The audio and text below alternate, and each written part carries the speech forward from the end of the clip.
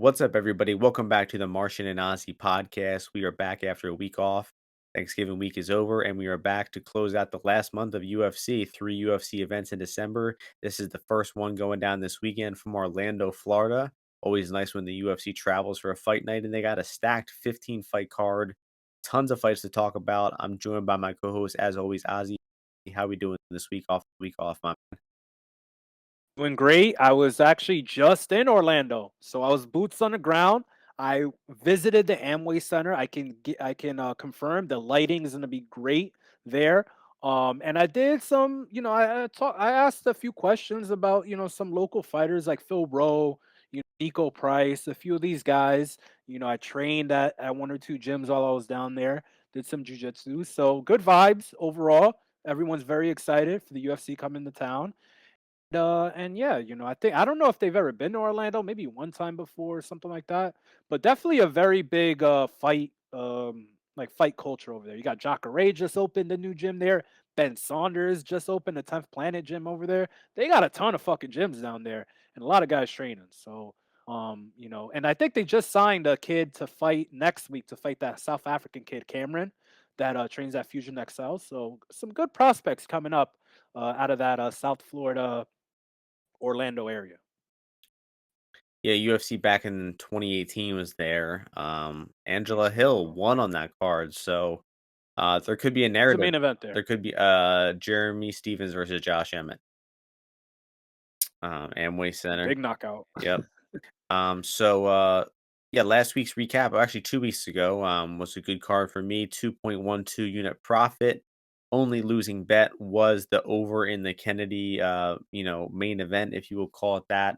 And the main highlight though of Vanessa cashing as a dog, and then the Waldo Cortez over. I'm on to something with these heavyweight overs because three times this year I've bet like the over 1.5 and the starts around three and it goes the distance with just periodic That was great. amounts of money on them, Mhm.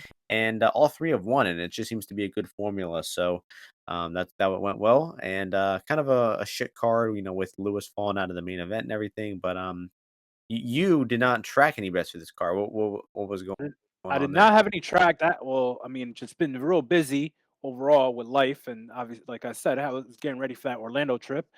But overall, I mean, it was good. It was a good card. I think, other than the only bet I think that I recommended that lost was name Vince Morales' idiot ass. I mean, he should have won that fight. He does anything in that fight, he wins.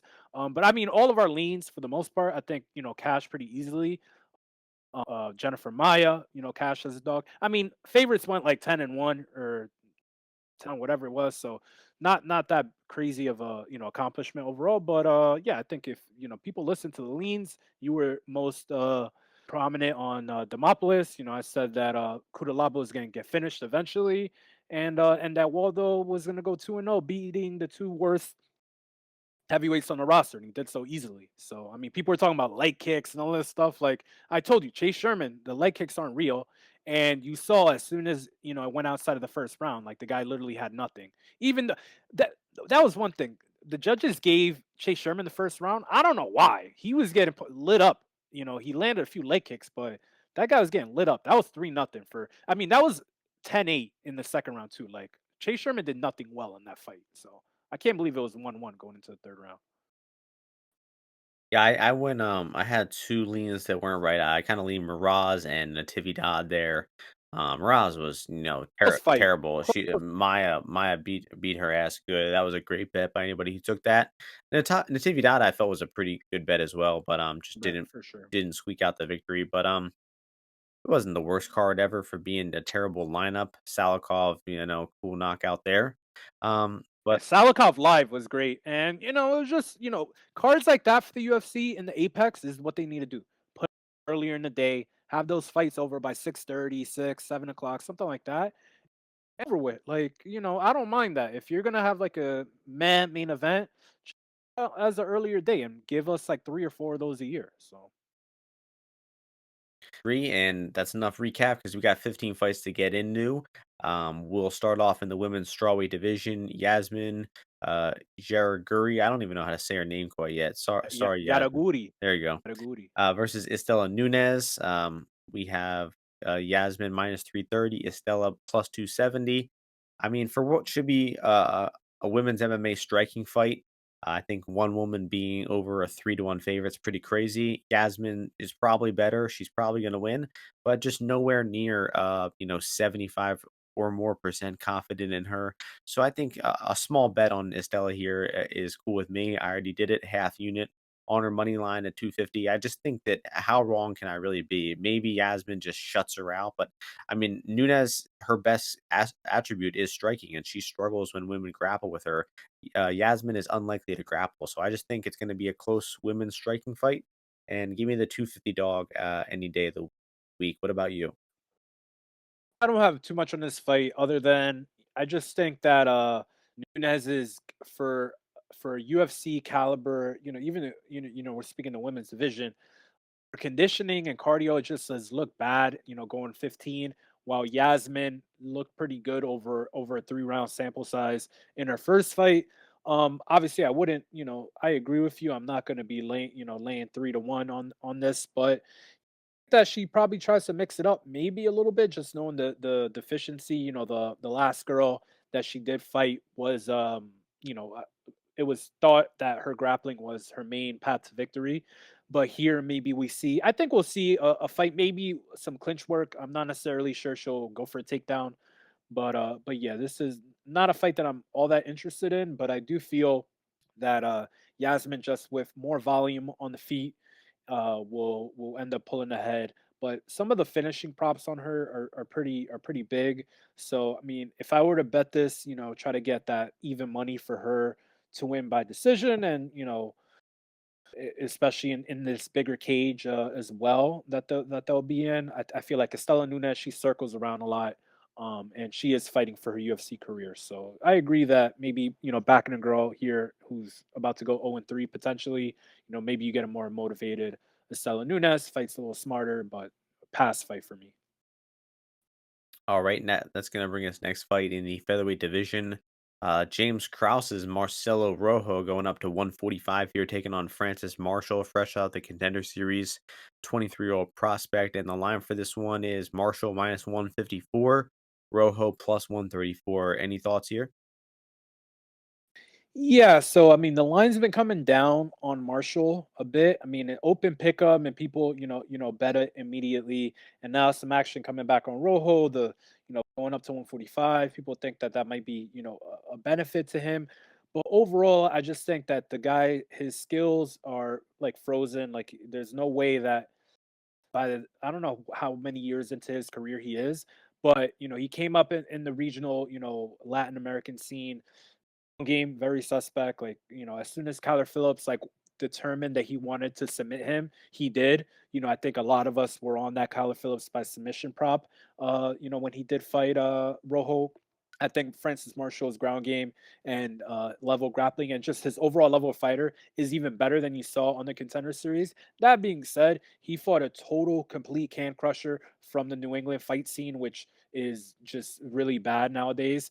And but he treated the guy accordingly. Like, I mean, I don't know who it was, Dana White. Some people are like, man, they should stop this fight and all this stuff. But the guy's cardio looks good. His boxing fundamentals are solid, I feel. And then once he does go to the grappling, he consistently was getting takedowns, consistently was, transitioning once they did hit the ground. And Rojo, his cardio has been bad, even though obviously up at 145, yeah, sure, maybe it's a little bit better. But the only good thing that you've seen from him is that he took a round off for Charles Jourdain before. But as we've seen, like Charles Jourdain, yeah, he's solid, he's good, but it's not like he's a very difficult guy to win minutes off of, until he kind of, settles in. And once he did, he totally smashed Marcelo Rojo. So I feel like Francis has the ability to stay safe, on the feet. I don't think that Marcelo Rojo has much finishing potential here, and Marshall is very very reliable to go to his place of expertise, which is the grappling, which is a big hole for Marcelo Rojo. I don't think it's improving. And I think that Francis Marshall is gonna be able to get a win. Like the fact that Marcelo Rojo has 6 submission wins is like total wolf tickets. It's because he was fighting like total cans. Like guy's been submitted 5 times. I think it's gonna probably happen again. And I think Francis Marshall, if the line keeps coming down, it's probably gonna be a side that I look at, but I have not bet it yet. Yeah, I'm thinking along the same lines. Rojo, 34 years old. I think he's probably getting a little bit of love based on his association with Moreno. But at that age, I just don't think we're going to be seeing major improvements from him. I think that grappling hole will always be there at this point in his career. And Marshall seems like a very good prospect. He knows how to string some strikes together. Definitely his best game is his grappling, and he seems to have good wrestling, good top control, cardio. I think maybe we could be a little inflated on him right now because he beat up that bum opponent Matthews in the Contender Series. But still, that was a very good showing. He's really young, only 23, going to be constantly improving, and I think this is probably a good matchup for him to get the fight to the floor. And I bet the over here. I mean, it's a 145 fight, and the over was at 1.5. And I took that at minus 160. It's already moving down to minus 180. So seems like I got the good line there. And I just think um, this is gonna, even if Marshall is dominating the fight, that Matthews guy was able to make it to the full division. So I think Rojo should probably be able to survive long enough to get the fight over 1.5 rounds. But I think Marshall as money line is probably good here, and I might consider a bet on it myself. And If you like Rojo, you should probably try to bet some form of him winning in round one. What I think. So yeah, but I don't even rate this guy's power that much, man. I really, but I don't. No, I don't either. yeah. I'm just thinking that he needs to have a strong first round. If he's gonna win this He fight. did have a sick knockout over our boy Jesse Strader one time back in Combate. That was pretty cool. But nothing since then. So next fight, lightweight division, Natan Levy taking on Gennaro-Valdez. Levy is the favorite, minus 185. Valdez, the dog, plus 160. So I mean, Valdez is a complete can crusher bum fighter. I mean, all of his wins are quick submissions over guys who cannot grapple whatsoever. And I don't even know if the guy knows what his like best attribute in MMA is. I mean, because he was easily submitting these guys, and now he's in the UFC, and he can't submit these guys as easily. So he's kind of just swinging and banging, like we saw in the Contender Series versus Patrick White, and he was nearly knocked out and inches away from losing that fight before White, completely collapsed and lost himself. But I mean, I think Valdez is terrible. His defense is bad. He's chinny. He's not a good grappler. I mean, I really don't see any area he has an advantage over Levy except for maybe aggression. So Levy should really win the fight everywhere it goes. I'll be pretty shocked to see Valdez pull off the upset, but the only way he's going to do it is round one. This guy comes out of the gate firing. So if you like Valdez in any form, Valdez round one at plus 600 is probably the way to bet him because I really don't see him having any chance to win the fight outside of that. So should be all Levy here. No bets that I really like though. What about you? I've maintained liking Levy as a prospect overall. Got a diverse background in the martial arts. A little older, I think he's like 30, 31. I mean, he looks, really, really young. Um, but he mixes it up pretty well. Doesn't, that last fight against Breeden, I think was a good test for him and a good fate, that he kind of overcame and was able to win overall. Breeden, he athletically he's not great, but he has a feel for fighting. He knows how to fight. And he's obviously well trained. Kind of was cutting off the fence. How the strikes that he was throwing, he was throwing a lot of body strikes. If I remember right as well. And kind of gave Levy a hard time. With controlling him overall. But I don't think it'll be the same here. I do think that this fight has. Let me see. What is the over here? The two and a It's half as juiced. I think well. it's like minus 210. To Oh, 2 the no, under. the 2.5 under, right. So I feel like this fight potentially has the potential if there's a 1.5 total to maybe go over just because Levy, he's a southpaw first of all. He's got that taekwondo background. He's not really looking to exchange hands all that much. He's looking to circle around, throw kicks out, but he's got a big grappling advantage once he does get it to the floor, and he is a very, very slick grappler on the ground. So I kind of like Levy by submission. Obviously, it's a very short number. I didn't know. We kind of spoke about this a little bit on our Discord, or I mentioned it, and I didn't think it was going to come out at 2-1. But obviously, the books know I do think that Levy, once he does get it on the ground, maybe not the first time, maybe Valdez looks to, get up, or, Levy is, doesn't pass his guard immediately, and maybe it comes in the second or third round. But I do think Levy, one, will consistently be able to get takedowns on Valdez. Valdez just swings from his shoelaces, and I think it's gonna be easy for Levy in that southpaw stance to be able to move off and get to the takedowns there. But the head kick I think is live. Body strikes I think here is gonna be there for Levy, and I just think he's just so much more of a smarter fighter than Valdez, like you kind of mentioned. And I just think Valdez, even if he does have any kind of success, I think he will walk himself into some kind of trouble, whether it be he hurts Levy or lands a solid punch. I think him chasing the finish, him, he might look to shoot on Levy and give Levy, opportunities to counter grapple him, go for chokes, guillotines, things like that. So I think Valdez, if he has any whiff of success, Levy, from the composure that he showed and what he gained from that last fight against Breeden, I think you will see that come to fruition here as well. And he's gonna overcome any adversity if it does show up and be able to pick up this win at some point. I did take some Levy at -170. I think under 200 is still solid. Obviously you don't want to lay too much here, but I think he's a solid overall fighter. When he's fighting guys his similar experience level, I'm not sure how high he will get up the ranks in the UFC, but when he's fighting guys similar experience to him fight wise, I think he's pretty solid to be very competitive and win a lot of fights as well. All right, that's going to move us along to the next fight, which is the closest line fight on the card. Pick'em fight going on in the women's flyweight division. Tracy Cortez, undefeated in the UFC, taking on Amanda Ribas. Cortez -110, Ribas -110. So I know you're looking forward to this one. Would like to hear your thoughts on this. So women's MMA matchup. Yeah, so listeners know that definitely back Gatto to take out Cortez in her last fight, and God knows how she lost that fight. It was just insane. Like I felt like she won basically like every aspect of the fight and still was able to find a way to lose, like, and had the opportunity to win in the third round.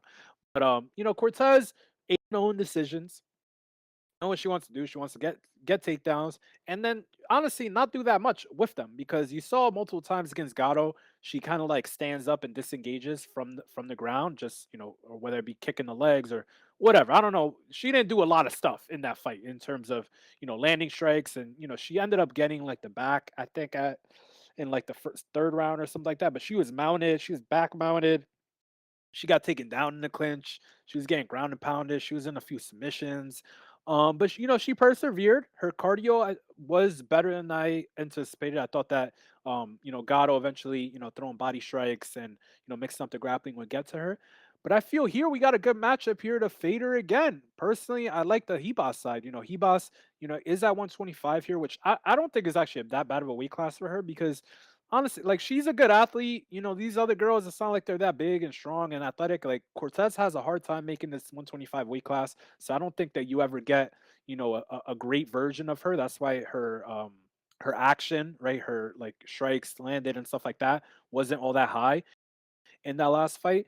Hebas, her boxing is solid enough. Obviously, when she's fighting a girl like Caitlin Chukagian, who she just finds ways to win fights. She ends up getting touched up a bit. But Cortez, she backs up a lot. She kind of throws these chopping strikes that aren't that effective. She throws naked kicks, and Hebas, I just think honestly, she's like I'm not gonna say she's a very smart fighter, but when she girls do look to grapple her, she has some judo background, so she knows how to like take overhooks, stay on top, cover the hips, and kind of find her way out of situations. So I really don't think that she's gonna be held down that much from Cortez. I know she did get held down by Genji Roba a bit, but Genji Roba is like a world champion, grappler overall. And she did like lock her in a triangle there. She's just very offensive. So I feel she could win this fight anywhere, the fight goes, even if she is getting taken down. But I do think she could get takedowns here as well. She's got a legitimate sub game. She's gone 3 hard rounds, multiple times with much higher caliber competition. And and yeah, I just think that this is a good fight for Amanda Hebas. And getting her here at Pick'em, I think is solid. Obviously, there are not that many reps like Cortez. So sometimes people kind of gravitate, I feel, to girls that could get top time, but she doesn't really do anything with the top control time. So he boss here a lot. I better here. I pick him. I better here at -105 as well. And I think she's just gonna win this fight anywhere it goes, and give Cortez her first. Is that be her first UFCL? I guess. So yeah, give her her first UFC loss. I think though. Yeah, I'm thinking sort of along the same lines, just not at the confidence level to actually be able to back Ribas here. I think, first of all, I think this is a pretty definite thing. Is Cortez is a better weasel at weaseling out these decisions than Ribas is. You've seen Cortez have some favorable luck in her career getting these decisions, while Ribas hasn't. So that could be something to note here. Um, Especially with, I think, Cortez being the one more likely to be in top position here. I think I do agree, like you said, Ozzy, the Ribas could end up on top, but the more reliable and likely fighter to end up on top is Cortez. I just think she's a little more consistent with her wrestling, and I think Ribas is going to be she's going to be trying to keep the fight at distance and at space, while Cortez is going to be trying to keep it close and at distance and get the fight to the floor. And I just don't like what Ribas has shown off of her back. I know Jane Drodoba is a lot better of a control grappler than Cortez, but just full guard from Ribas there just didn't really have the urgency to get back up, and I think that could be a problem here. So, I mean, I give Ribas honestly the striking advantage, probably the experience advantage as well. This big cage is good for her, and I lean Ribas here, but I'm just not confident enough to bet it. And Cortez has a way of weaseling out these decisions, so I think she could possibly steal another one here. I do expect to be a 29-28 for either woman. And I bet Ribas no scorecards here because it was -140, and Cortez just never looks to finish anybody. She's fought way worse fighters than Ribas and didn't come close to a finish. So the bet is likely going to push, but I still think it's value. I mean, you can still get it at -165 out there on Bet Online. I just think that if a finish is happening here, it's going to be very likely to be Ribas and not the other way around. So, um, moving on to the next, And but just go ahead. yeah, what just one last thing, the reason that Cortez got on top of Gatto a number of times, it just Gatto was kind of she wants to go for the submission, like she wants to like finish all her fights by submission, and um, Cortez is able to turn out and get on top in those positions. But I don't think Hebos is gonna be. I think she knows like these kind of like tactics that like these wrestlers and like you saw against like Mackenzie Dern, she just knew even like Randa Marco, she knew the positions that she needs to get to, and she just like she's a legitimate black belt, whereas Gatto was like a purple belt, and this girl comes from a fighting family, like she's a judo black belt as well. Her parent, like her dad, owns a gym. Like she just, I think her experience level and knowing like the grappling that she's done, I just think is going to be hard for Cortez to weasel like these positions that you're saying when there's like a 50-50 position and it's like you could both get up or you can maybe try to fish for a submission and Cortez gets on top. I feel like Hebas will disengage, get her hips away, take an overhook, underhook, and kind of work from there. But we'll see. We'll see what happens here. All right, it's going to bring us to the featherweight division. Darren Elkins taking on Jonathan Pierce. The odds for this one, Pierce a massive favorite at -455. Darren Elkins plus 355. So the line is getting a little out of hand, but I do think that Pierce is overwhelmingly likely to win this fight.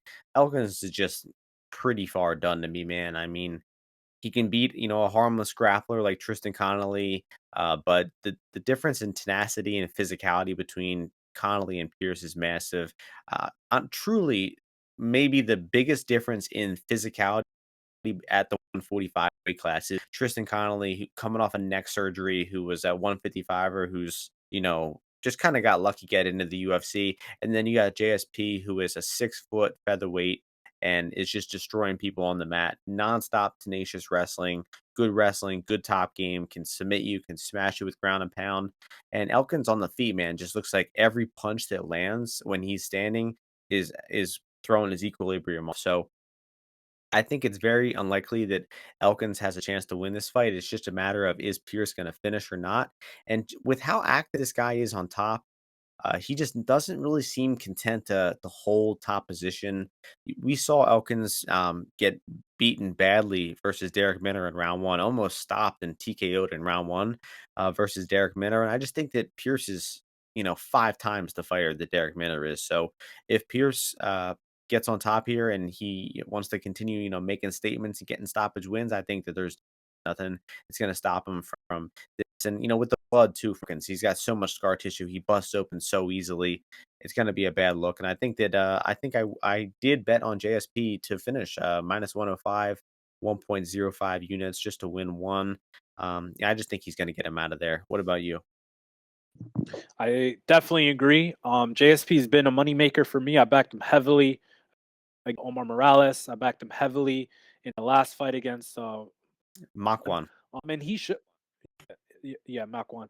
And he showed like his mentality there. Like, it doesn't matter if you're kind of trying to grapple with him. He's like, okay, cool. Like, either you're gonna get worn down or I'm gonna beat you to these positions and I'm gonna kind of rinse and repeat and look for my takedowns and kind of do my thing. So I don't think it's very he isn't get deterred by anything Darren Elkins does. Darren Elkins really, really slow and stiff, as you saw in kind of like that Cub Swanson fight, where he's just there to be hit, offering a lot of stuff in return. And I feel like JSP, whenever he wants to kind of throw a jab out and hit a double leg, is going to be there for him.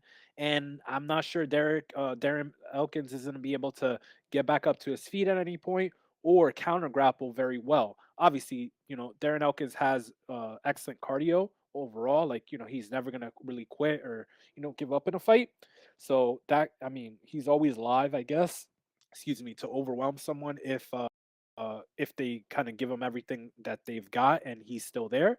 But I don't think that's going to happen with JSP. I feel like, he will control the pace of the fight. He will get to top positions and then he will start to kind of chip away at Darren Elkins, eventually looking for the stoppage here.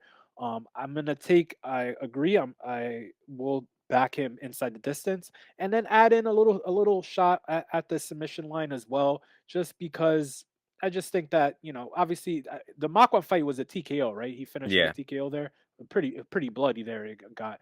But I think, submission here could be live here still. Maybe with respect to the vet, not elbowing his fucking face into oblivion. Maybe taking a submission here late. Uh, Similar to the Omar Morales one, he could have TKO Omar Morales, and then I think he took the submission there, if I remember right. Um, but yeah, I mean JSP's not. I think he's gonna roll through Derek Minner. Yeah. Or, excuse me, Darren Elkins. He rolled through Derek Minner as well, but that guy's not getting any UFC fights anymore. Yeah, I mean, James Krause, good job. JSP's only won by decision 2 times. One time was in his second pro fight. He's finished like 11 wins in a row outside of that. And the only one that went to the decision was the Christian Rodriguez fight where he had like 5 different deep submission attempts in that fight. So the guy's just constantly chasing the finish.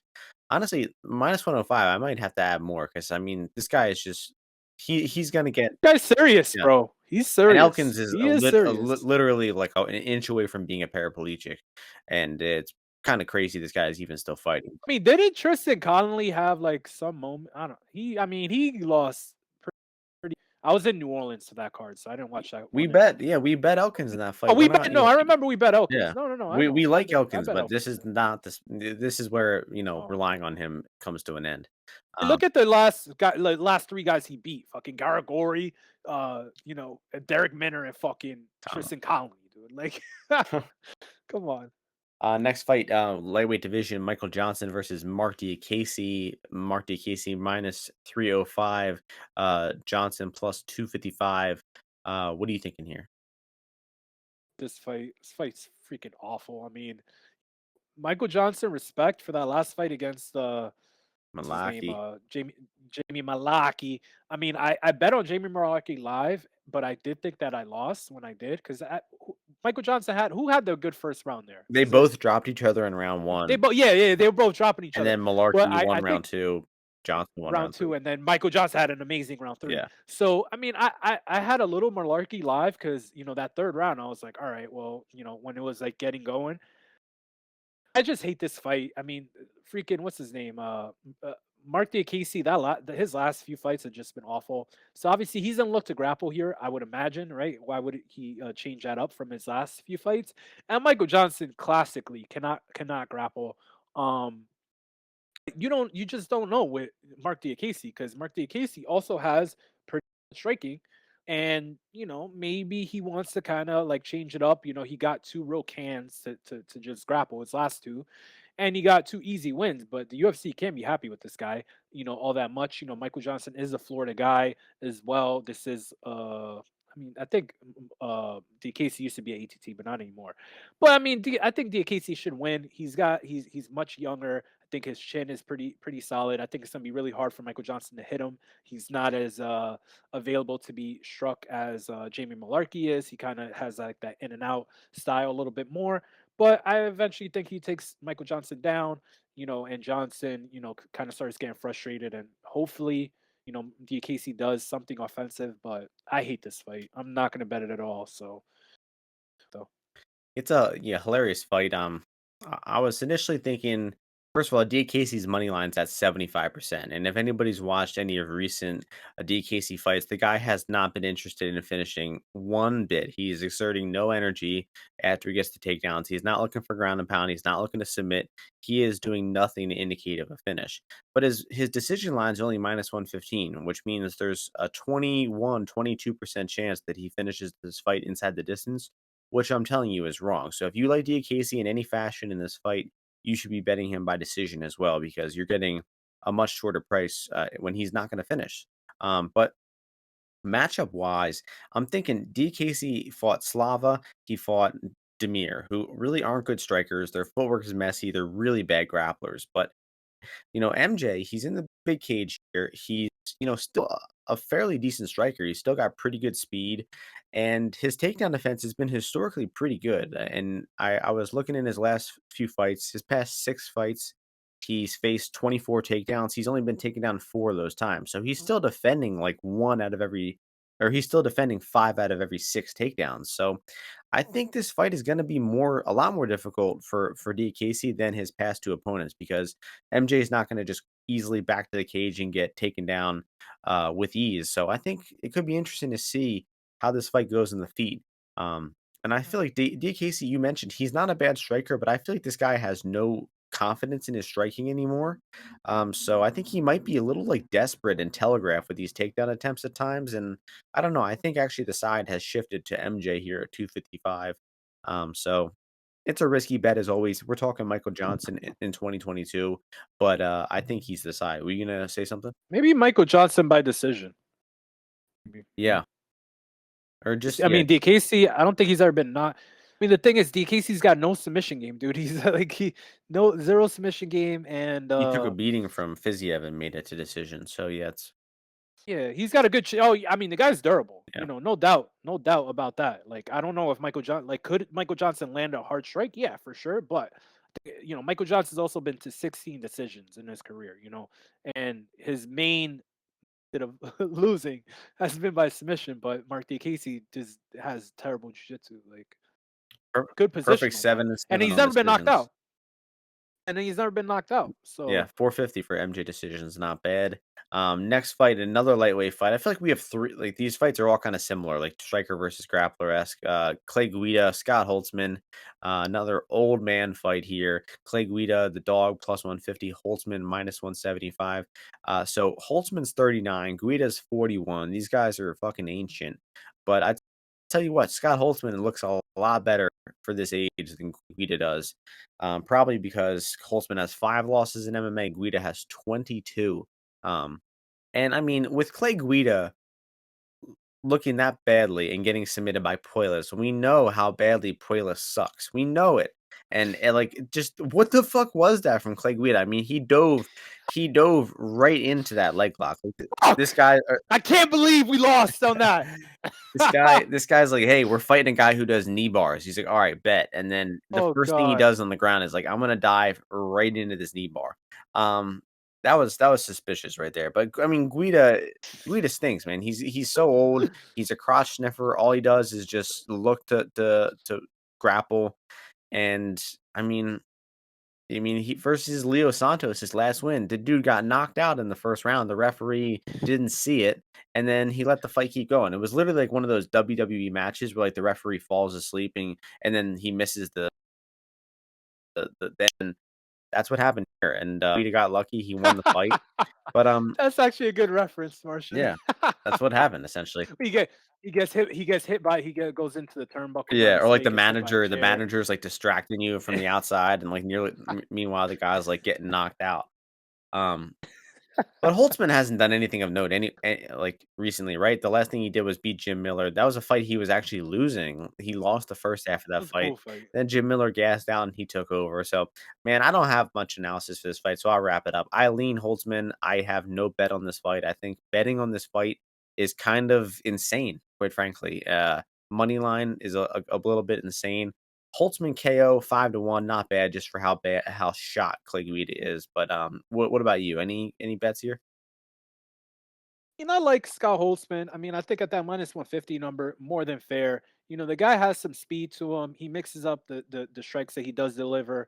Um, he kind of throws in uppercuts. He's got a solid jab, and he's just a well-rounded, MMA fighter. I think I was speaking to who was I talking to one time? Joe Selecki said that he was training with him, and he was like, "Man, this dude Scott Holtzman, he's freaking so solid everywhere, like his wrestling and jiu-jitsu. Oh, good, good tip there." So I think Clay Guida's gonna have a real hard time taking him down. But Clay Guida, he makes these fights gritty when he's not getting finished or submitted. I don't think Scott Holtzman is really a submission threat. So maybe Clay Guida is able to bob and weave and fucking move his hair around and get to the clinch and stuff like that. But I think Scott Holtzman is gonna be on his bike here a little bit, land some good shots, pop Clay Guida as he comes in. It is, I will mention, the retirement fight from my understanding for Scott Holtzman. So you interpret that as you may. I think it's a good thing for him. It is what it is. Definitely a step down in competition from guys that he's fought. Eight, right? The guy fought, Gamrot and a few other Benil, a few other guys that are really, really solid. Quite the So I think is that quite the step down from Dariush, yeah. Gamrot to Guida. Right. Exactly. So, I think he should be able to have success here wherever the fight goes, honestly. I wouldn't put it past him to, get top positions on Clay Guida.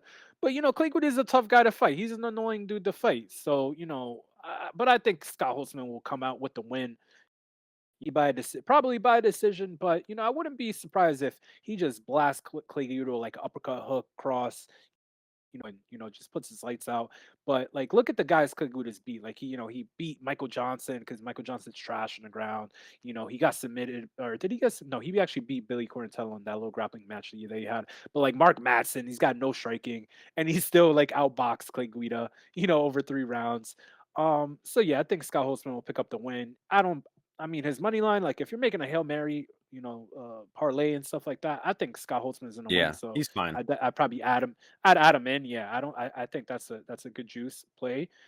So yeah, but goes distance is also a little bit interesting because Scott Holtzman's durable and like I said, Kliguita stuff to knock that dude out. So I wonder what Holtzman no scorecards is. It's only -170, man. I don't know. Guida, pretty good. yeah, That's pretty good. that is good. Scott Holtzman's durable, dude. That's Don't a tough dude. You got to hit him clean the or only way I whatever. see Holtzman losing is a similar fight that Holtzman lost is the Nick Lentz fight where he's just, constantly with his back against the cage and just can't separate. But he should have won that fight anyway, honestly. Kinda interesting that the decision lines are like identical. Like I would definitely bet Holtzman by decision. It's probably a solid bet. Yeah. Yeah, there's a big price discrepancy between them. You see that too, It's FanDuel? 190 on Holtzman by decision. Yeah. Pretty solid. All right, enough about that one. Women's fight next. We got in the women's strawweight division, Oh. Angela Hill, Emily Ducati. This line for this one is pretty close. Ducati -124, Angela Hill +104. What are you thinking here? This is a cool fight. I like this fight. I bet on Ducati in her last fight. I fortunately did not bet um uh what's in Angela Hill's last fight. Something my co-host cannot also be say that he did it.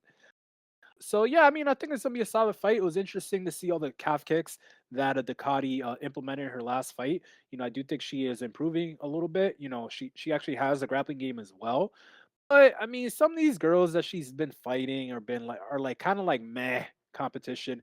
I will say also Jessica Penne and Angela Hill are friends, like very, very close training partners. They like live in the same like area over there in San Diego. So interesting that, this fight got put together. I don't think that Ducati will have the same kind of calf kick success as she did against Jessica Penne. And I also don't think she will have the same kind of volume either against Angela Hill. So I'm interested to see what her game plan is. She's been striking with a lot of these girls, as of late.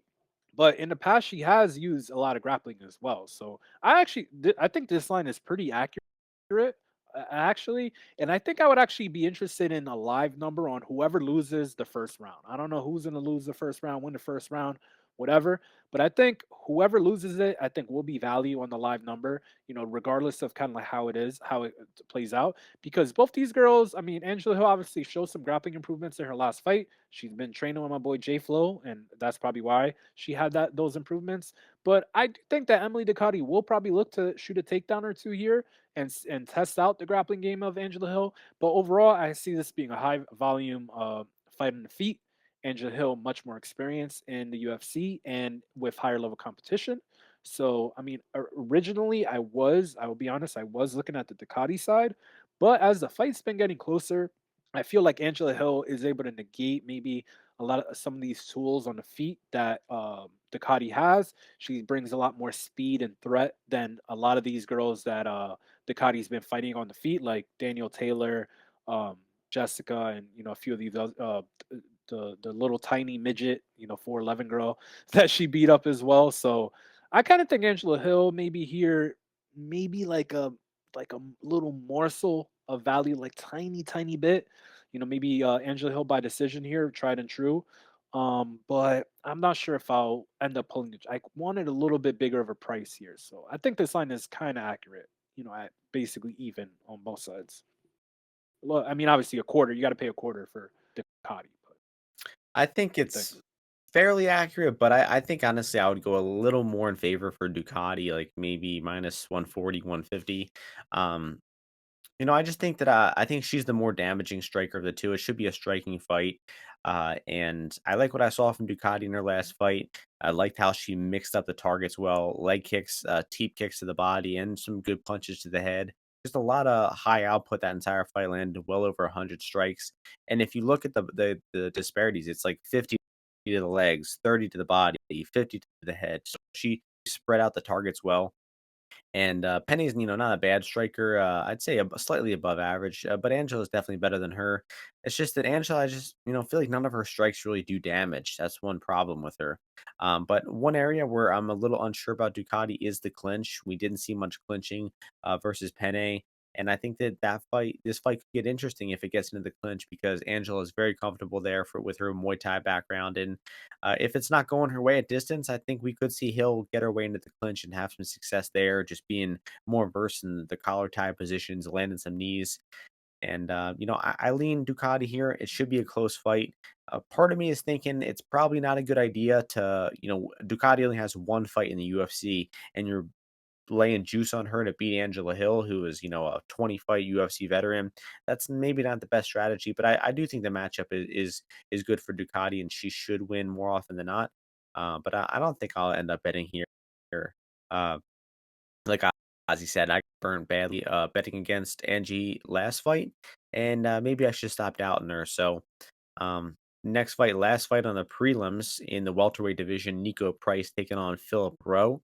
And we have this price is at Nico minus 135, Rowe plus 115. So I believe Price and Rowe is a what is it? Ozzy, an accounting firm or a law firm of some Yes, sort? yes. Accounting? No, accounting. Yes, Nice. financial planning, accounting. Right. Well, I have a financial plan for this fight, and it is to bet Phil Rowe. Phil Rowe money line is my plan to make money here, just because I think Nico looks. I think he's honestly slowing down a significant amount fight to fight. I mean, the guy's been in some wars. We're starting to finally see that damage add up, and I think he just looks slow. The biggest thing is his speed. He just looks really slow in there, and the guy, historically throughout his career, a lot of his wins have been like crazy come from behind finishes or round knockouts or something like that. And I just don't think he really has a lot of process as a fighter. And I think that that's really being exposed as he gets older here, and he's not able to just translate some, quick finishes as much. When we see him in extended fights like the Alex Oliveira fight, man, I think he looks shit there. The end of the Donald Cerrone fight, he was looking bad. Clearly lost to Michelle Pereira as well. So I don't know. I think we're seeing Nico slow down. He got knee surgery. He's looked even slower since then. There's a video out there of him hitting pads, and he just looks, I mean, slow, man. And Rowe got good hand speed, man. Rowe can be taken down, can be laid on a little bit, but it's not like Price is a really reliable wrestler.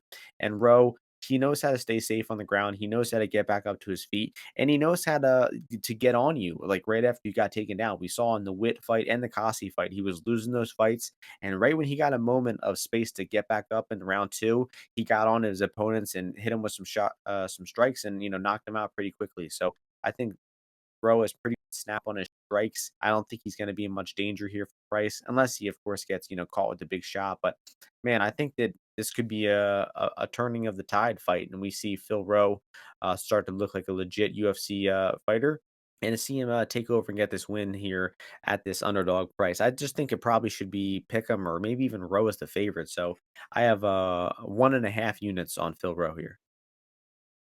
Interesting fight here. It's a prelim headliner for a reason. It's a local fight. Both guys from the immediate area.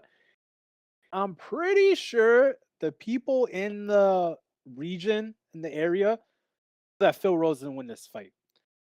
Oh, when I say that, I think, obviously the price on Nico Price kind of got inflated, right? People were, I think took like it was at like Pick'em, and they kind of bet Nico Price. You got the plus money now on Row.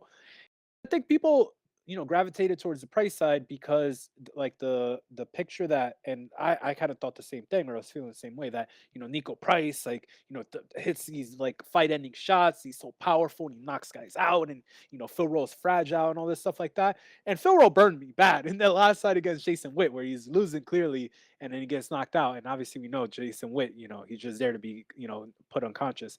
But the issue is like, could Phil Rowe get exploited with like calf kicks? Yes, probably. Could Phil Rowe maybe get taken down and held down?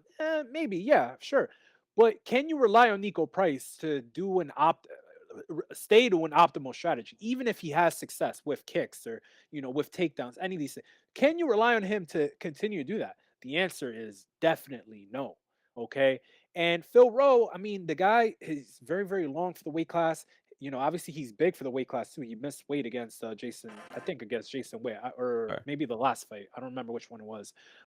But I feel like there's potential for there to be a big gulf here in the striking from the outside, and Nico Price just kind of beginning to get frustrated, beginning to get jabbed, and Phil Rowe being real patient, kind of dancing on the outside.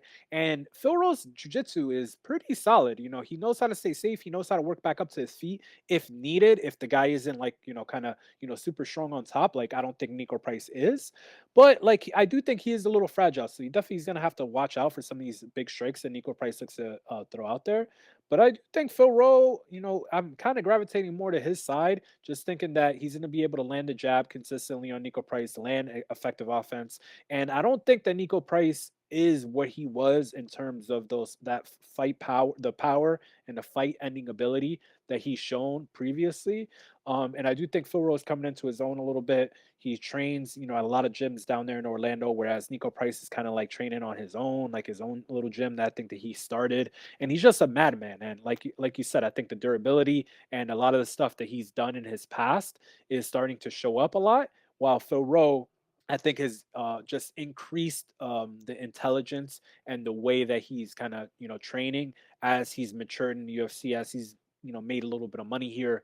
I think that he's been tightening up his skills, tightening up his process, and I think that he's really really all in and committed and focused on this fight. So I also like Phil Rowe plus 120. I think is a solid price here, and he just got to avoid that big bomb. I feel. All right, let's see if that investment strategy works there. And then we're going to be on to the main card here. So 9 fights down, 6 to go, 185 middleweight division. Eric Anders taking on Kyle Daukaus. The line for this one, Daukaus, big favorite, minus 226. Anders plus 191. So Daukaus coming off that really bad eye injury, Roman Dolidze. smashed his orbital back in June, only 6 months ago. I mean, that might be significant here, but it's your turn to start this one off. First of a few middleweight fights on this card. What are you thinking?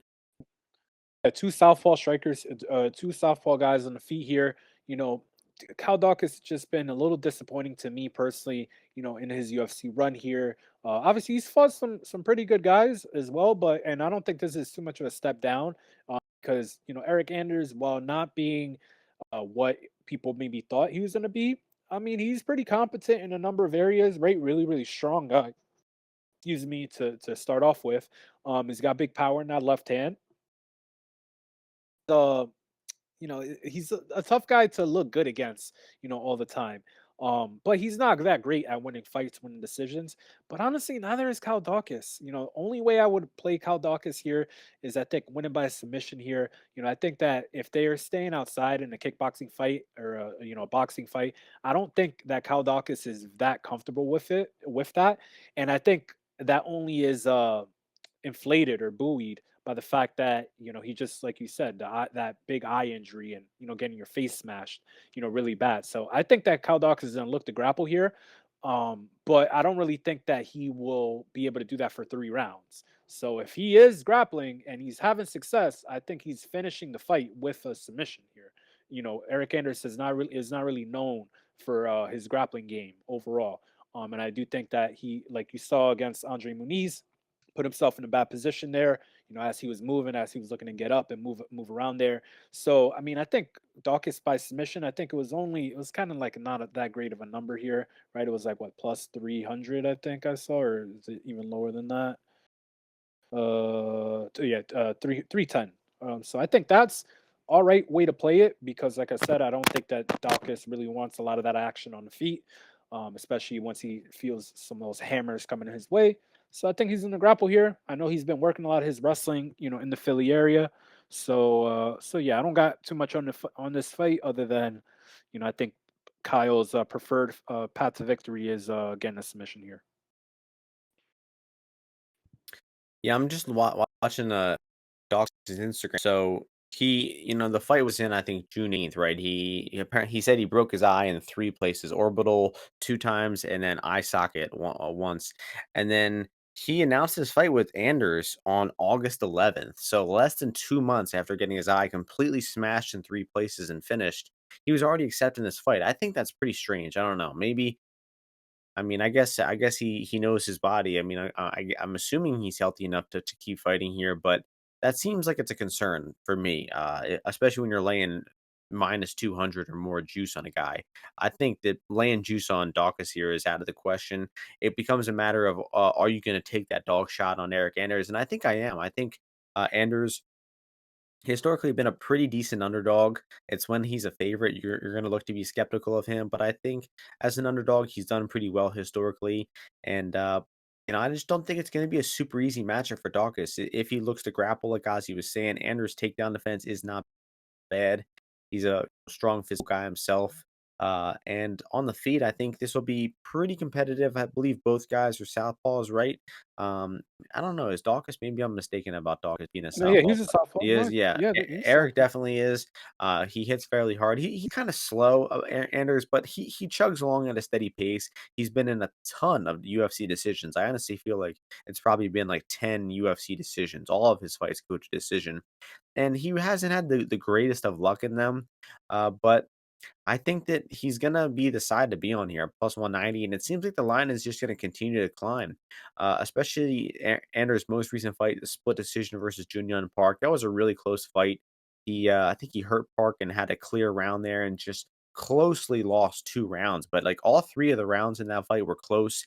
He really could have won all three, from some interpretations, but that was a good fight against Junior Park, who I think is a solid fighter at middleweight, who I would rank ahead of Dawkins, honestly.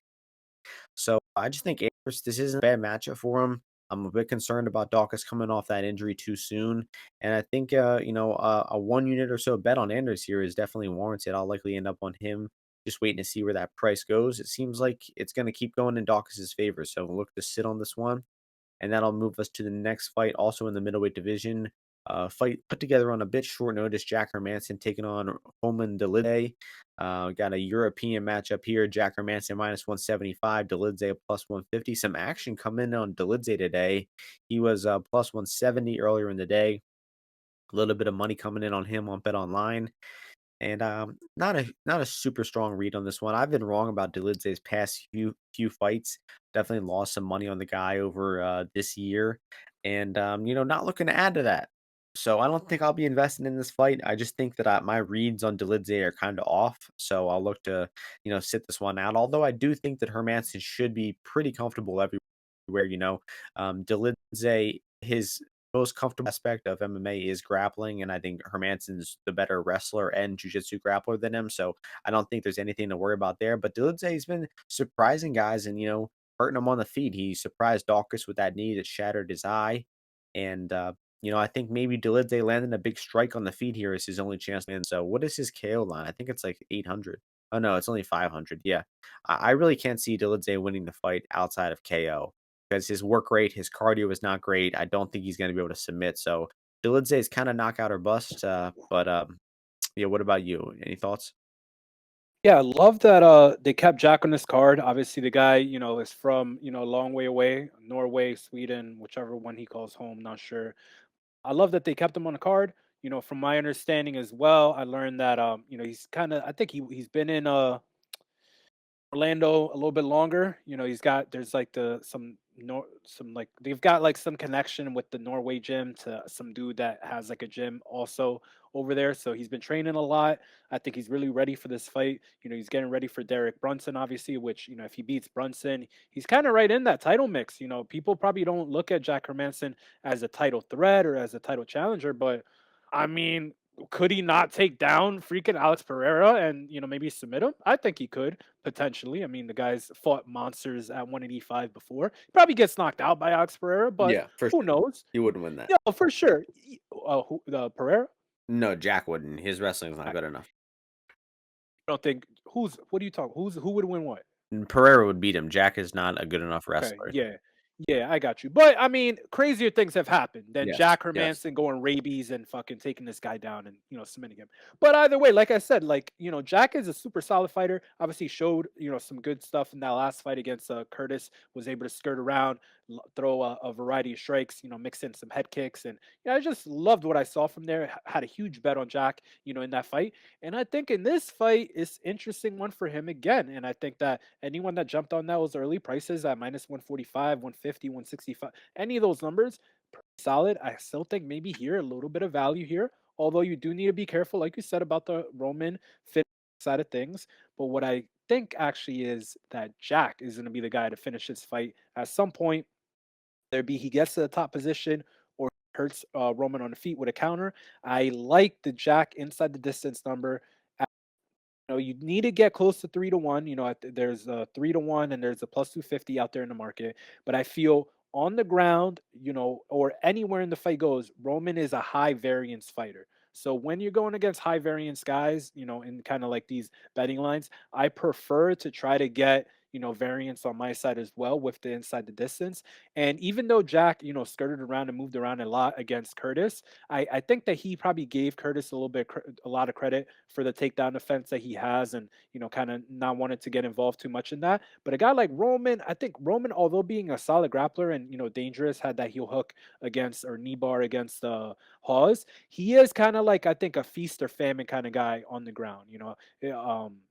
Trevin Giles, I think, was had not grappling success, but they were kind of tangling around and trading positions. And I feel that if he gets involved in something like that against Roman, I don't think or I think that will go well with for him, especially with the cardio advantage that I know he's carrying into this fight. So I'm gonna have a stab on that Jack inside the distance number just because I didn't really get too much of the money line here. And like I said, the mention of Roman's kind of like high variance game, but yeah, I think that Jack here to finish Roman is a pretty solid proposition here overall. Yeah, What do you think about that? I think that's very fair because I was thinking looking back on his record, Hermansson was on a streak of just relentlessly finishing guys for a while. He would get on top of them and just smash them with ground and pound until they or he submitted much lately. I think that we might be due for a little regression here. He might be finishing this fight. Plus 300, I think is good. Yeah, this guy was really tired against Trevin Giles. He went to a split decision against John Allen. And Jack's a nasty dude, man. This guy's aggressive when he gets on top. And like I said, he's looking to make a statement here, man. He's right in this title mix. He's only lost to really the best guys, Jared Cannonier, Vittori, and Strickland in 5-round fights. This guy's tough. I love him as a fighter. Really, really high on him overall. So yeah, I like Jack to finish here. Yeah, and it's also short notice. Homan doesn't have a full camp for this one. He fought at the end of October, probably took a few weeks off, and now he's getting right back in the mix. So might be a little out of shape. Jack, Go ahead. Jack is not a guy I'd want to fight on short notice. Yeah, and, like, so Dolidze is inside the distance is 250, but Hermansson's is 300. I know I said Dolidze is not knockout or bust, but, like, Hermansson has actual process ways to finish the fight, while I'm not really sure how Dolidze would find that finish. But, go ahead. No, I said, yeah, I agree. All So right, that's gonna move us along. Heavyweight fight next, Tai Tuivasa, Sergey Pavlovich. Tai is the underdog plus 187. Sergey minus 222. And the action just keeps coming on Sergey, man, just nonstop. I'm a bit surprised by this. I'm wondering your thoughts as well. yeah, I was kind of trying to look. Obviously, it's not that much tape on Sergey. I think these boys are gonna bang it out, obviously, but Sergey, he was throwing some of those strikes against, excuse me, against Derek Lewis. Man, that guy was there to be hit and hit hard. Kind of, he doesn't really have head movement. He's got a solid jab, I will say, but he doesn't have head movement. He kind of keeps his hands a little bit low once he is uncorking these shots. And I mean, obviously, Tai Tuivasa is hard to hurt, hard to finish. Had to worry about those body attacks from Cyril Gahn in his last fight. So, I mean, I kind of agree that this price, again, the high variance nature of Tai Tuivasa, in terms of he kind of is like invites you to kind of swing with him, and he knows how to fight in that fight. And you're not really sure about Sergey, in kind of like a fight that's going maybe one outside of the first round or two in one where he gets hit himself. Like when has he taken a hard punch in any of his MMA fights? I certainly haven't seen it in the UFC yet. So I mean, I'm kind of just sitting back and waiting a little bit here to see if I could get a big number on Ty. I'm not saying he's likely to win this fight overly likely, but I feel if this dude Sergey swinging at him like he was against Lewis and Shamil, which two slightly questionable stoppages as well, which I think Tai Tuivasa will probably get more of a benefit of the doubt than those last two guys. So Sergey's really gonna have to put him out and put him unconscious. And I just feel Ty thrives in a fight like that, like is coming to him here. So, I'm interested, and he's a '93 kid as well. So I'm interested in Tai Tuivasa here on the money line and him to finish Sergey here. Well, I wouldn't take any finish because the line at this point is very small. 220 versus 190, so but I mean, yeah, I completely agree. Tai Tuivasa money line all day here. What is there to think about here? Sergey is a guy I bet Sergey at minus 108 versus Derek Lewis like 3 months ago. So he went from Pick'em versus Derek Lewis to now minus 200 versus Ty. When Ty is more durable than Lewis, these days he's probably more dangerous. I mean, they did fight and Ty did win, but like Derek Lewis has looked like a shell of himself in his recent fights, and people were still respecting his chances to win better than they are Ty's. And I don't get it, man. I mean, Ty can take a shot, took a massive on-off shots from Cyril Gahn to get him out of there. And I'm not even sold on Sergey yet. I mean, this guy's knocked a bunch of people out in round one, but I mean, we haven't seen him outside of round one in like 5 years, right? Like seriously, it's been like over 5 years, I think, maybe even longer. Let me just double check this shit. Yeah, so Yeah, since he had a 5-round decision yeah, back in Russia. 5.5 years since he's been out of round one. So what is this guy's cardio gonna look like? There's no way of knowing. And Ty, it's not like Ty's a cardio machine, but at least we've seen him in rounds two and three lately. And it's not like he's death gassing, right? He's knocked a couple guys out in round two. He hurt Cyril Gahn in round two, right? So I just think this price is pretty ridiculous. I think people are way overreacting to some of the recent fights. Um, I don't know. I don't know how to justify what people are thinking with this. I don't know anybody in the world in this MMA betting circle that's betting Pavlovich at minus 200. So I think Ty is the easy here. That'll do it for that one. Moving along, sick fight next, flyweight fight. I like the UFC putting this one pretty high up on the card. They're showing some respect to these guys. We got Matt versus Matt here. Mateus Nicolau taking on Matt Schnell. Nicolau minus 405, Schnell plus 305. So classic Matt Schnell fight. He's always the plus 2 or 300 underdog. The market just loves disrespecting this guy. And for somewhat of a justified reason. He is, fairly chinny. He does get finished time to time. He did quit versus Brandon Royval in a bit of pathetic fashion there. But the guy also at times can dig deep, and we saw that in the Sue fight, his last fight. One of the best fights all year, one of the best rounds in MMA history. Matt Schnell getting nearly knocked out 4 or 5 separate times, and then in the same exact round, turning it around to finish Sumadarji there, knocking him out Must have with loved that one elbows. live. Oh, yeah, Must have loved literally, that one. it was just an insane turn of events, I just remember swimming with my boy Joey Coco, just, like, not believing what the fuck was happening, and then seeing Sue covered in blood, completely unconscious after that choke. It's seriously one of the greatest MMA moments, fights I've ever seen, so, props to Schnell for pulling that shit off. And I mean, I think there's value on him here, right? It's pretty simple to me that there's value on him. Nicolau is the better fighter, right? He's probably better technical everywhere. But Schnell, he knows how to bring it at certain times of the fight. He's skilled everywhere as well. I kind of view these guys as similar, right? It's like they're both capable strikers and grapplers. But Schnell's just a little less durable, maybe goes a little bit crazy in there, not as smart decision making. Nicolau's a pretty good decision maker, and he knows how to win fights. He's pretty tactical. He knows how to conserve his cardio over the full 15 minutes. But that's another thing about his cardio. I don't think this guy can go hard for a full 15. When he's winning decisions, typically 29-28 decisions. So I just think that Schnell has a good chance at, making this fight chaotic. I think he'll hold his own everywhere the fight goes. And, a small half unit to 1 unit bet somewhere in that range is warranted on Schnell here. I'll likely be on him for half unit, maybe 3/4 of a unit. Uh, it'll probably lose, but I think Schnell's a guy who will always fight for your money at 2-1, 3-1. Yeah, interesting fight here. I think the issue here is Nicolau takes that back foot, very often, when he is fighting, you just kind of saw that. I was personally on him against David Dvorak. I thought I thought he fought an okay fight, but he let David Dvorak stick around, a lot there. He does have some power. He did stun him a few times, and he's kind of rocked a few guys in his MMA career, but finisher overall. Doesn't always go for takedowns either, which I think could be good because Match Now is content with fighting off of his back, a bit as well. So I think he could burn some clock and win rounds with takedowns.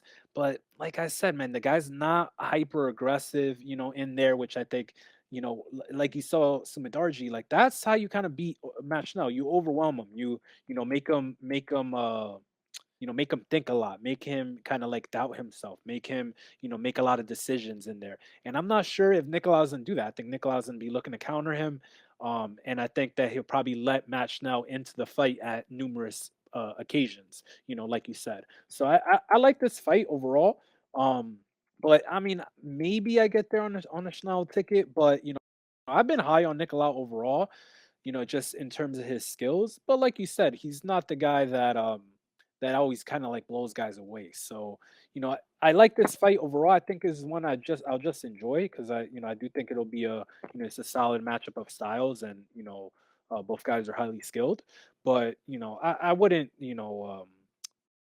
doubt anyone or poo poo anyone who has a ticket on Match Now here. Yeah, I think Nicolau also lost round one to Tim Elliott and to Dvorak. So it's like he kind of takes a while to get warmed up and get going there. And then if you look at his past three decisions, Cape 55 strikes landed, Elliott 64 strikes landed, Nicolau 36 strikes landed. So he's not landing a ton of strikes in these fights because his output just isn't that high. So I just think betting on a guy like so we just talked about two things. He's sort of low volume. He loses round one. He's a bit of a slow starter. Does that seem like a good recipe to back a guy at minus 400? Because it does not to me. So easy Schnell dog or pass situation there. Another fight in the co-main event that is massively juiced. We have in the welterweight division. Rafael dos Anjos going back up to 170, taking on Brian Barberena, RDA minus 600, Barberena plus 425. So obviously, the line indicates this fight is very likely to win by RDA. You think that'll just be the end of it, or you think that Barbarian has any chance to make this interesting at a 4-1 Just price? yeah, Jesus Lord. I mean, I knew RDA was gonna be the favorite, but I didn't know if he was gonna be this big of a favorite. I really don't love playing guys when they just got their brains absolutely scrambled, like RDA did against Rafael Fiziev, right? Huge KO there, right? Got his brains, it was crazy knockout. Wasn't pushing too much either in that fight. I felt where he kind of had the advantages, right? Looking to wall wrestle, cage push, and stuff like that. Obviously, RDA is, you probably should be a UFC Hall of Famer. Maybe he's like a borderline guy there. Super tough dude. I'd love to see him win this fight and kind of get into that realm where he's potentially getting that fight with McGregor or George Masvidal, or kind of putting him in that tier. Maybe even like a fight against Michael Chandler. But man, this could be a dangerous fight for him because obviously I think that he has the chops, to win easily, right? Because Barberena is not not a hard guy to take down. His jiu-jitsu game is not good at all. I could guarantee you that. I can tell you that for a fact. But the guy doesn't stop coming. He's got a good chin overall. Right, maybe a little weak to the body strikes where RDA does have a great body kick. But man, we saw RDA at 170 against Michael Chiesa. And who told you that Michael Chiesa was going to win that fight, Martian? Who told you? You were very adamant about it. Very adamant. Very adamant. Very adamant. And the guy just does not have the same pop at 170. He just doesn't. And coming off that big knockout, it's a little worrisome to me where you see a guy like Barberena, the guy puts numbers on your chin. Right? And I don't know if A is going to be able to stand up to that if makes him deplete his gas tank a little bit. Maybe he's getting up against the fence. So RDA, I think it should come out with the same kind of game plan he did against Neil Magny. Take the motherfucker down, kick the fuck out of his leg and his calf. Take him down and submit him. But again, like Barberena, he's trains with Ben Henderson, right? A guy who like southpaw like RDA throws a lot of calf kicks. Probably he's been taking him down all his freaking career. So I don't think it's the worst matchup for a guy like Barberena, as a 4-1 dog. Like dudes, I was mentioned, the guys were betting Danny Roberts, 2 weeks ago at plus 400. Like Barberena is a way better bet, I feel, than a guy like Danny Roberts. So I think I might get there on a Barberena ticket, honestly. Yeah, I mean, it's for sure dog or pass. I mean, if RDA takes him down and gets him down quickly, sure, it'll be easy. But I like what you said, puts numbers on guys' chins. Look at his stats: 108 strikes versus Weeks, 111 versus Matt Brown, and 147 in 10 minutes versus Robbie Lawler. That means the guy's landing 14.7 significant strikes per minute versus Robbie Lawler. You Insane fucking amount. Insane kidding me? amount. Yeah. Like, that is incredible. And Barberena, he's deep into his fighting career, but honestly, the guy isn't looking like that shot. Like he's always been a bit hittable and chinny. He got finished a few times versus Luke and Brown, and he got dropped versus Jason Witt. Like there's a little bit of concern with his chin there, but like the guy is also eaten some shots from Lawler and from Matt Brown, and fought a decently tough guy against Darian Weeks and got past all those guys. So he's still a tough out. And I just think it's a bit crazy to be lining RDA as this big of a favorite. He's almost 40 years old. He is even deeper into his MMA career than Barberena is, and he's coming off a knockout, like Ozzy said. He's fluctuating between weight classes. It probably seems like, hey, I'm really on my way out. I know I'm not getting to the title at 155 again. Let me not cut as much weight and let me fight some easier matchups at 170 and get a few more paychecks. That's probably RDA's mindset at this point. And he's a terrific fighter, an all-time great fighter, and he is, he likely has the skill to make this look easy, but, we're talking -600 here, so there's no way we could be betting, RDA at this price. What is his sub line? Like 3 to 325. 1. Yeah. Yeah, that seems like the only bet that you could possibly be, putting some value on here, um, is RDA sub at 325, so that's not a bad stab, right? I mean, the path of least resistance for No, that's RDA solid. is to Sure. wrestle, yeah, so that's not a I might, throw some on that, honestly, but that's, enough about that one. We're coming up on 2 hours here. We wanna get you guys out of here, so it is time for the main event, the 15th fight on the card. We have Kevin Holland versus Stephen Wonderboy Thompson. Holland, the favorite, -170. Wonderboy, +145. Just 2 weeks ago, this fight was a -110 pick'em, and now Kevin Holland's been absolutely steamed to 62, 63% favorite here. So, what are your thoughts, Ozzy, on this main event? Yeah, I liked Holland. I'll say early on, I kind of feel that, the power that he has at 170, the length that he has as well, kind of the only times he's been stubbing his toe is kind of when guys, take him down, wear him down, when they're able to, exploit that hole in his takedown defense. And obviously, I don't think Wonderboy will do that. And Wonder Boy, when he gets in that or when he gets a striking fight, in big cages, the guy gets in his bag, and it's really, really hard to hit him, and it's really, really hard to stay with him. He's got 5 round experience as well, which while Holland does have 5 round experience, he doesn't have 5 round experience like in a kind of fight, like in a striking fight or kickboxing fight, right? It's kind of he's definitely slowed down in them. So it's really, really tricky, to back Holland here. But obviously he does have a lot of finishing upside. He's got massive hands, at this weight class. He's gonna be able to, probably hurt Wonder Boy, I think, if he does connect with him. But it's really hard to hit Wonder Boy. I think that's been tried and true. Wonder Boy in that fight against Jeff Neal, and a guy who has great speed, and a great left hand. He flustered him a lot with his movement, and he landed a lot of his kicks, and he was landing a lot of his darting punches as well. So I think the speed that Wonder Boy brings could be uh, surprising to Kevin Holland because I don't think Kevin Holland prepares for a lot of these fights, all that well, right? He kind of was making pretend that he was retiring and all that stuff, and I feel that people saw the last fight against Chimaev, and they're like, oh well, if Kevin Holland just gets a striking fight, like he should win that.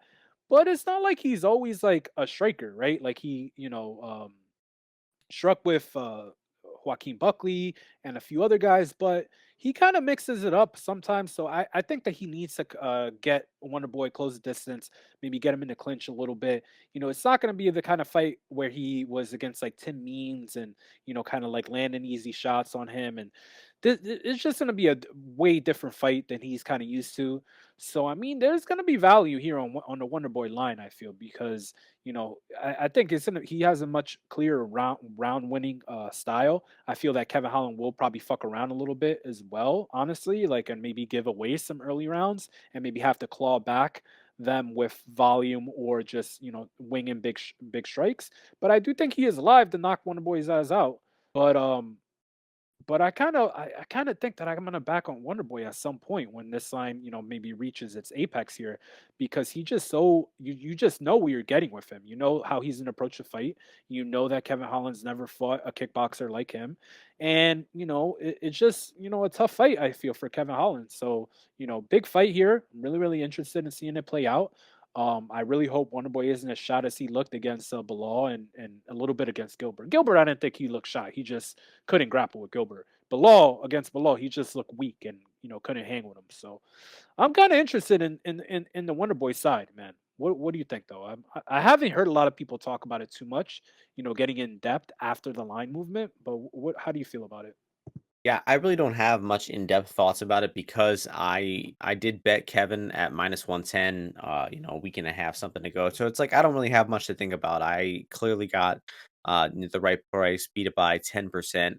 And this is kind of a weird fight for me because a lot of the times we have a fighter that has, better attributes. They might be younger and quicker, but then they're fighting a guy who's more skilled, like Randy Brown versus Trinaldo is a good example where Brown is the more natural 170. He's way bigger, but Trinaldo truthfully has better skill. I'm always the guy who is, kind of erring on the side of skill. Like skill will conquer athleticism or it will conquer attributes like height or durability or something. But this is a time where I'm actually betting against that philosophy, and I'm betting against the less skilled fighter, which is I'm betting against the more skilled fighter, which is Stephen Wonderboy Thompson.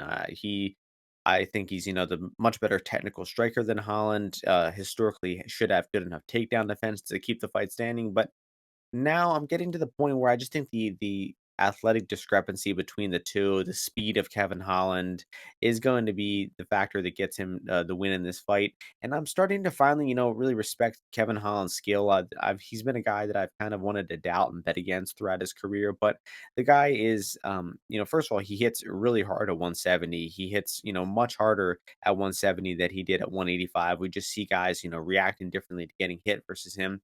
And the guy is really good at translating finishes. He knows how to, chase you with nonstop ground and pound to find a TKO, or he knows how to snatch up a submission, guillotine or some sort of front choke like he did on Tim Means. So I'm starting to really respect his ability to finish fights, and I think that's what's going to happen here. Is I have a clear path on how he's going to do it, but I think at some point in the fight he's going to hurt Wonder Boy or get him on the ground, and he's going to probably translate that into a finish and find a way to finish this fight. And, not the most technical analysis. I don't think it really makes a whole lot of sense, but I think it's going to happen. And I got in on Holland at a really good price, and I don't really have to worry about it anymore. So, whether he wins or not, I'm not too invested because I beat the line by 10%. So, um, that's about it for me. Not nothing too crazy analysis wise there in that main event. But obviously at the current pricing of things, Wonder Boy is obviously the side, but no interest in that for me. Last thing I'll say though is if you're betting Wonder Boy money line, you might as well take his decision line as well at 4-1. So that'll do it for me. It's time for our best bet His parlay. decision line is 4-1. Yep, 4-1 on DraftKings right now. Oh, that's 390 FanDuel. So I makes mean sense. they have their decision lines at the exact same price essentially. When, in my opinion, if it makes it the full 5 rounds, that favors Thompson by a significant amount. So kind of weird. Damn. But best bet parlay of the week time. Let's think. What do you want to go first this week? Man, yeah, if we're betting on the money line, or you were telling me to look at props. Mm, you go first. All right, I'll do Philip Rowe plus 120 money line on DraftKings. But so I did think you were gonna go that route. All right. Well, um, I really like Amanda Hebos, man. I think that she's gonna win. You don't want me to go that route. I think you should go that route. Trust the Go gut. with Amanda. Trust the gut. Go with Yeah. Amanda Hebos. I think she's gonna win this fight, man. I just think that AC Cortez has been getting away with a lot of nonsense in a lot of these fights, and that Amanda Hebos is her maker. So give her that first UFC L. Yeah, I like Amanda Hebos a lot here, so we'll go with her. You parlay Ho and Hebos plus 120 and minus 110. You got plus 320 on the money line right now, parlay on DraftKings. That'll do it. 15 fights got done in just a little over hour and 20. Any closing thoughts here? No, just I think it's gonna be a good event overall. I think we're gonna see, the fighters definitely absorb that crowd and push for some finishes. So maybe look at some of these inside the distance numbers. I feel like maybe round one, round two finishes. I think it's gonna be a good card overall. A lot of fights though. I Hopefully agree. the pacing is good. Pacing, like don't mess around with the pacing, please. I agree. Get these Whenever fights done. whenever we're so used to these fight nights in the Apex, I think it makes a huge difference when the UFC decides to do a fight night in a crowded arena. Um, I know I sure had fun and when we went to New York. So yeah, it should be a good card. And only 2 UFC events left in the year. So 2 more podcasts before the end of 2022. And that'll do it for us this week, guys. So thank you all for listening. Make sure you're all subscribed and supporting us on Twitter. Joining the Twitter spaces to do some live bets. And we'll see you all before the next UFC event next week. Peace out, everyone.